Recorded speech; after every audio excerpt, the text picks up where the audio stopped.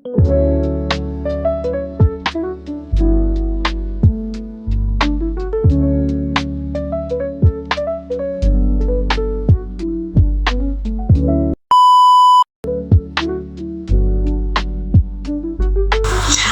kedatangan Islam, masyarakat Arab hidup dalam sistem ekonomi yang eksploitatif.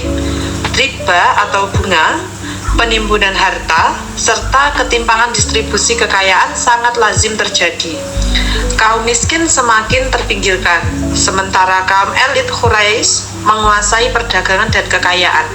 Tidak ada konsep tanggung jawab sosial atau distribusi kekayaan. Budaya kabilah yang kuat juga menciptakan eksklusivitas dalam akses ekonomi. Rasulullah mengajarkan dan menerapkan sejumlah prinsip ekonomi yang hingga kini menjadi dasar sistem ekonomi Islam. Yang pertama, larangan riba. 2. Zakat sebagai instrumen distribusi kekayaan. 3. Larangan penimbunan dan monopoli atau ihtikar. 4. Etika dalam perdagangan.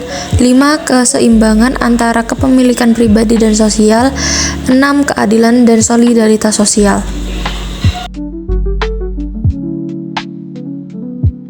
Setelah hijrah ke Madinah, Rasulullah membangun negara yang berdaulat secara politik dan ekonomi. Beberapa kebijakan strategis yang dilakukan antara lain: 1. Pendirian pasar Islam.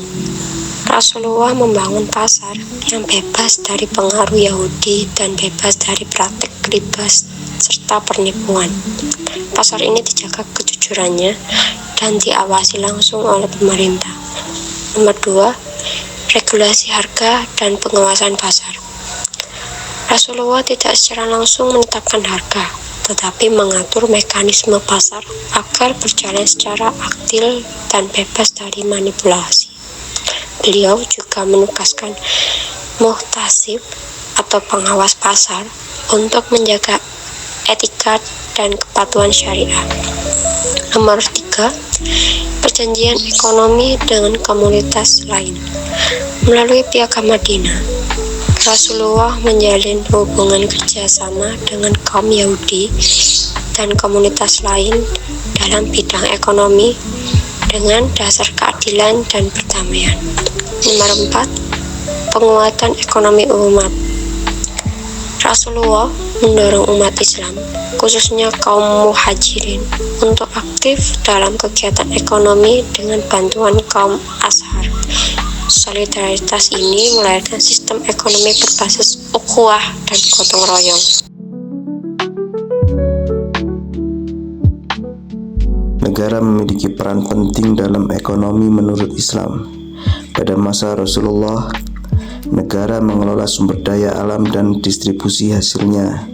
Rasulullah mengatur pemanfaatan tanah mati atau ihya al-mawad sebagai hak milik produktif.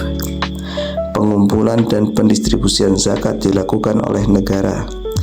Fungsi kontrol sosial terhadap praktik ekonomi dilakukan secara aktif.